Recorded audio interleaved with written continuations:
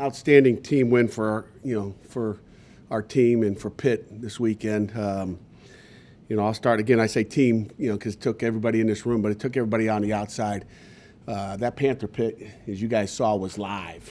Okay, it was unbelievable. I haven't seen them like that maybe since I've been here, and that was the difference in the football game. I guarantee you that our guys, when they see that type of atmosphere, from the first quarter to the fourth quarter, is inspiring to our guys. I can promise you that. And so my message would be, we need them again this weekend at noon. So since we're all in this together as a team, Larry, we need 10:30 bed checks. Our guys 10:30 bed check on Friday night. So all the students need a 10:30 bed check this week on Friday night, just so they can get up early, get to Heinz Field, and give us the same type of performance, because they were ACC. They were all ACC this past weekend. So great job there. Proud of our kids, the way they played.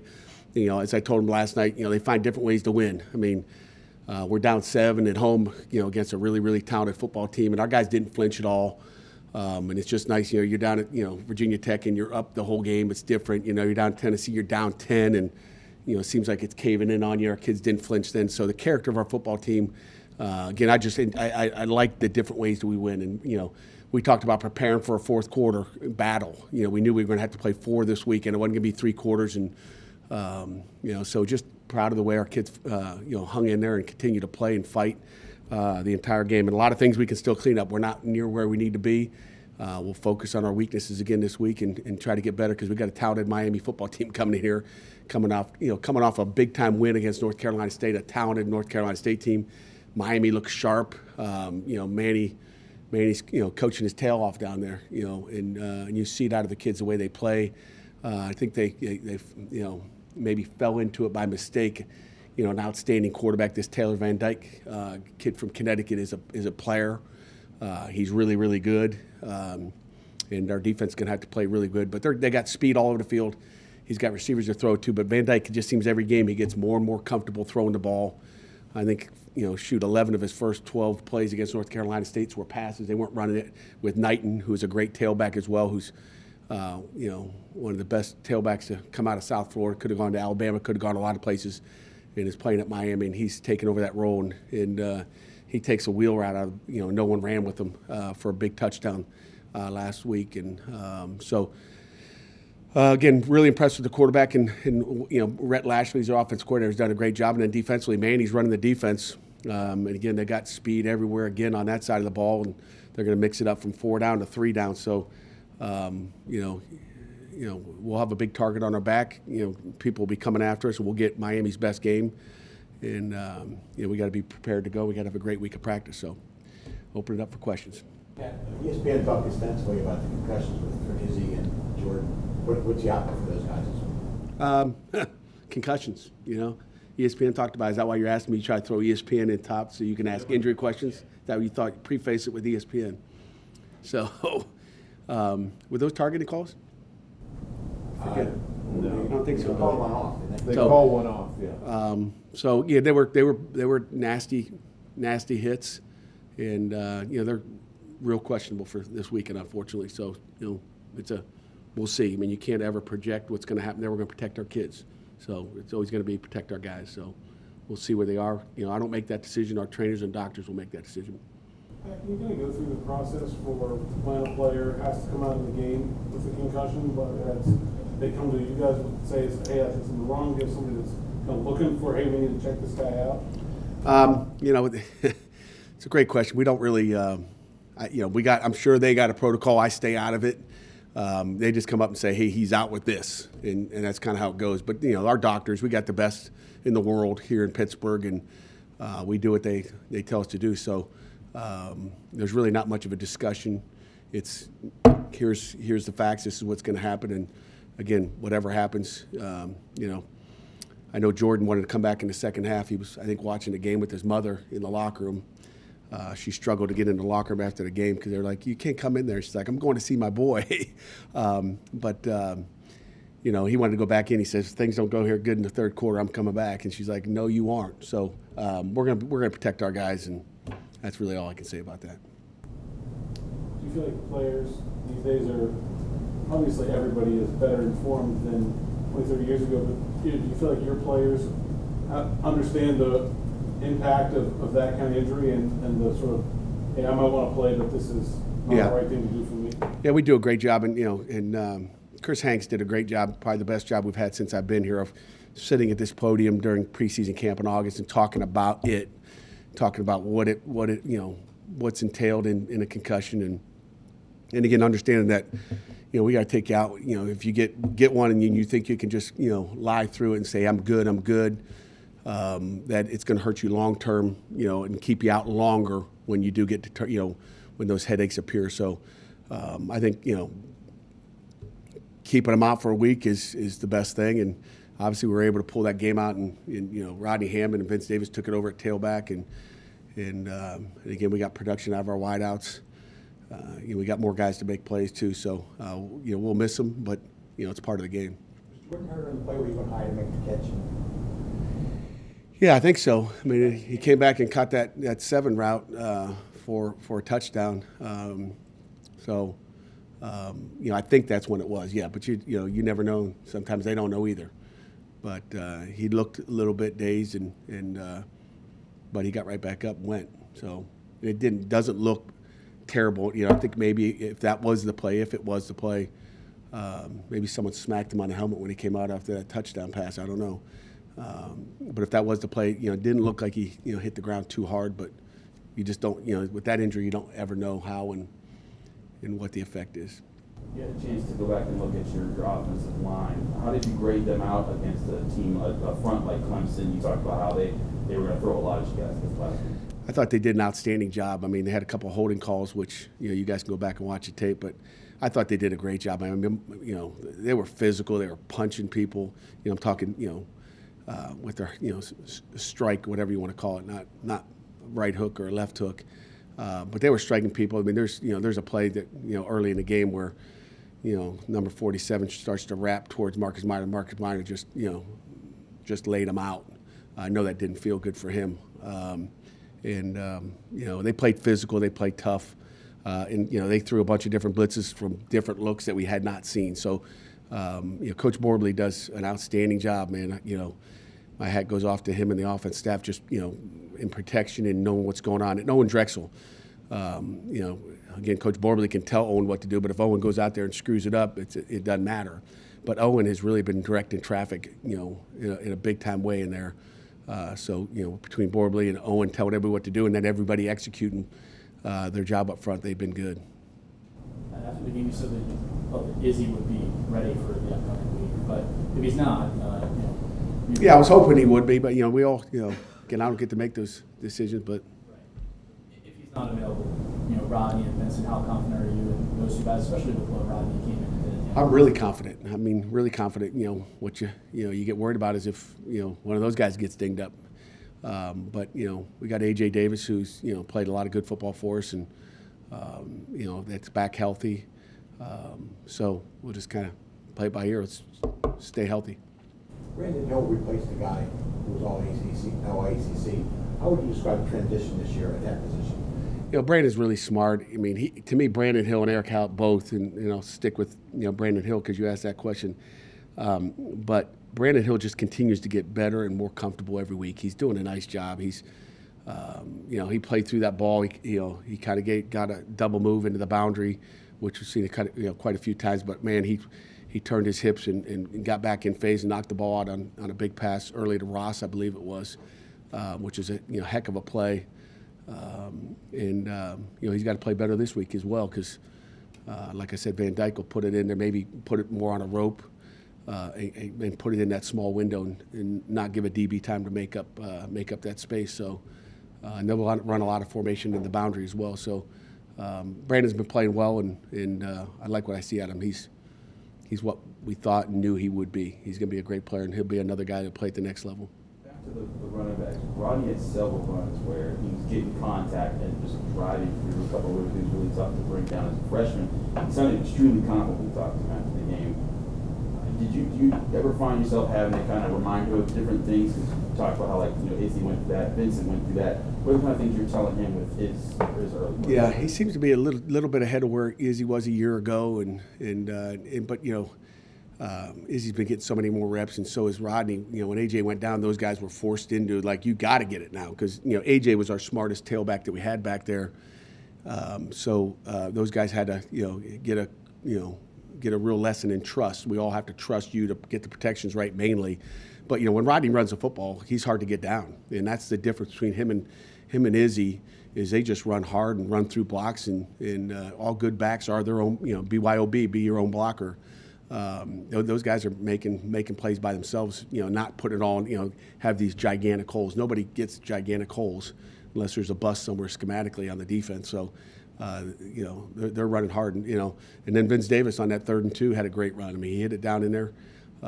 So, I mean, we got really 3 backs, and might have 2 this week that we really have a lot of trust in. In terms of that rotation, at least I know earlier in games, the first halves, it's been like, okay, this is Vincent's series, this is Izzy's series.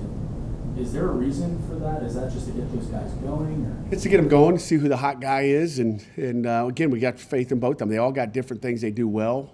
We know they can both protect the passer, and we know they both can run. We got faith that they can. So we want to get them both in the game. I don't want a guy going in the 4th quarter, 3rd quarter that hadn't taken any snaps. Then you're going, God, he's sitting on the sideline freezing, with his earmuffs on. We want those guys to be involved in the game, and it's going to take 2 or 3 backs to get it done, and then you can see what Izzy goes down, Rodney comes in, and again he took his earmuffs off and took his scarf off and went to work, and that's not easy to do either. What specifics did you like or were impressed with you by Van Dyke, and what did you guys notice in high school? We recruited him out of high school. We offered him out of high school, and obviously he went to Miami, being a Northeast guy. But, he's just got great composure in the pocket. He's got a nice arm. He throws a nice deep ball. So we're going to have to, play the deep ball well with all the speed at receiver. They got number 11, the Rambo kid that can run. I mean, he's, transferred from Oklahoma. That is a 4-3 guy probably. He can really go.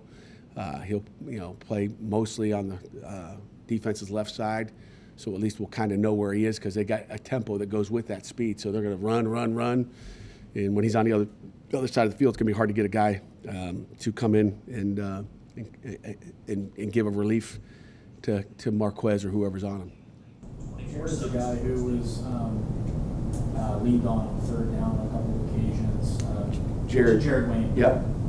Kenny hit him over the middle a couple of times with the chains. It seems like there's a lot of trust there. Obviously, trust with all the receivers. But what have you seen from Jared specifically through 7 games so far and building that? Jared was good, and Jared didn't practice a whole lot last week as well. But again, I think Kenny's got faith in all those guys. I mean, he really does. I mean, Stovall makes a big 3rd down catch as well and gets some yak after a 22-yarder, if I remember correctly. So it's not like Kenny's saying, I'm going to throw it to Jordan, I'm going to throw it to Jared. If he does that, we got problems. Great thing is he can go through all his progressions. He's getting it to the guy that's open or, the guy that's, that next up on his progression. So it's not necessarily, hey, I'm looking for Jared. He has, we're trying not to put anybody on the field that he doesn't trust. And, they trust Shockey. Shockey made a couple great catches as well and got some yak. So that's the beautiful thing for Kenny is he's got weapons out there. He's got Lucas who had a nice catch over the middle late in the game, had one earlier and put the ball on the ground, which was which will get you beat. So we got to make sure we prevent that. But luckily our defense came with a sun change win there. I think Sam has 6 field goal attempts so far this season. At this point last year, you guys through 7 games were at 17. So obviously a lot of that is the offense, finishing drives. But where is that trust in Sam, and how you guys feel about that? Well, the trust is there, obviously, and he just continues to gain more and more trust. Every game he goes out there, don't want to say he's a gamer, but he's done a great job of putting the ball through the uprights, and that's his job, and he understands that. He's just very calm and cool and collective, I guess, when he's out there, and there's a lot of trust where we wouldn't put him out there. We just go for it again. You guys need a 50-yarder or 55-yarder? Is it Ben right now? Right now, I'd say it's Sam, but we know Ben can hit it too. So we got faith in him as well. He's got an explosive leg. I did said after Virginia Tech that the guys, after about 12 hours, wanted to put that game behind them and move on to Clemson. Is it harder to do that this week, and what's the message as far as? I don't think so. I think we got a mature group in here. I think we got a senior group of leaders that will take care of it. And I think we learn from our past mistakes. If we don't, we're a bunch of knuckleheads because you can get beat by anybody in this conference every week. You see it all over the country. People getting knocked out and going down. And Iowa State knocks off Oklahoma State this week in a top 10 team. So it can happen any week. But I think our guys are smart. Man, that's why they came to Pittsburgh and didn't go to some other institutions. And they learn from their lessons, and that's a critical thing. And again, we harp on it. I mean, I'm a knucklehead for not getting after it even more. I mean, I always point the finger back at myself when again, I go back to social media. Just we always close a chapter in here, but I got to make sure they're closing it outside of here, and that's the thing I've just harped on. I hope if you guys see some tweets out there, Rob, if you see him tweeting stuff out there still about that game, let me know. Because I can, you guys could, I could head it off at the pass and knock it out on Tuesday or Monday. But I'm hoping they're not, tweeting about that game. They're looking forward to the next one and letting it go in their personal life. Because that's hard for these kids to do nowadays. It's like someone sends, everybody's patting you on the back. I mean, you got to let it go. Do you feel a different buzz around the hallways because you're 6-1? No. Makes Sundays a lot nicer. That's the nice buzz. Makes Sundays a little bit easier. Team meetings a lot more fun. And but I'm not on campus, so but I don't go where I'm not worried about our coaches and what this building feels like because we'll get them grounded. It's when they go back up on campus and the crazy amount of students that were there. Not only in the lower deck but the upper deck. I was like, it looks like the Panther Pit's up there too. They were all over the place. So Panther Pit. Another message is tell them they got more. Don't pat them on the back. You've been 6-1 before. Is there any difference between this year's team and the 15 team? I couldn't tell you when I was 6-1, so I had no idea. So no, I don't see any difference, and I'm getting so old that I would not remember 2015 or 13 or anything else like that. It's just this is 2021. It's different. It doesn't matter, and And I know you guys think it's coach talk. It doesn't matter. You really don't feel a certain way. You really don't. I mean, it's just like, you just, as soon as the game's over, they have a 24-hour. I go home and like I said, my kids will look like, Dad, why are you not happy? Because I know what's on the horizon and I know, what's coming into Heinz Field on Saturday at noon. So hard to enjoy anything, as a coach at least. That's a fact. Corner, it seemed like you used Woods a lot more than you have in the last few weeks. Was that a matchup thing? A little bit of a matchup, and again, he's been playing great. And it's funny. I mean, AJ starts off. I'm gonna get after him in spring ball. He starts off the season slow, like last year, and we felt like we couldn't, trust him early last season, with all the COVID and all that other stuff, and maybe missing some practices and all that stuff.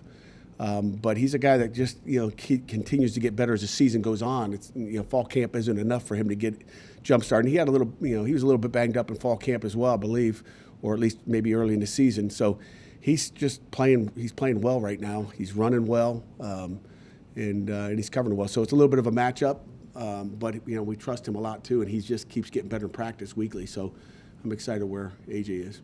I feel like if corners, if the team has big receivers, you get guys you can match up with that. If the team has fast receivers, you get guys who can deal with that. Like it may be different. Maybe one day it's a lot of MJ, or one day it's a lot of Woods, but you can mix and match and kind of deal with any different group of personnel that way. Sometimes not. You're as a coach, you're always worried about the matchup, and is he 6'3" or is he 6'5"? But Clemson's matchups were a lot different. Again, Miami's going to be 6'1" and fast. These guys were, Clemson was 6'3", and sometimes I think they lie about their heights. Most people say, oh, he's 6'2" and he's only 6'1" or he's 6 foot. I think they say 6'3", and when you get out there, they're 6'5".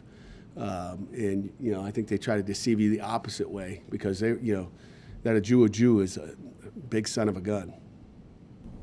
When we talked to Damari after the game, he brought up how, he didn't play last year. He felt that there was a bit of arrogance from Clemson, the way that they beat you guys last year, and that he wanted to personally dish some of that back to them this year.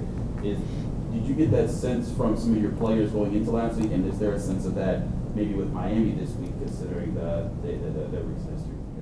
Well, I think, you always got to look back on the past and what has happened. And we try to do things with class here, and victory formation is a good formation, one of my favorites. It's nice to end the ball game like that with 2 minutes to go, no timeouts. Other people decide to do it a different way than what we do, but it'll always come back to get you.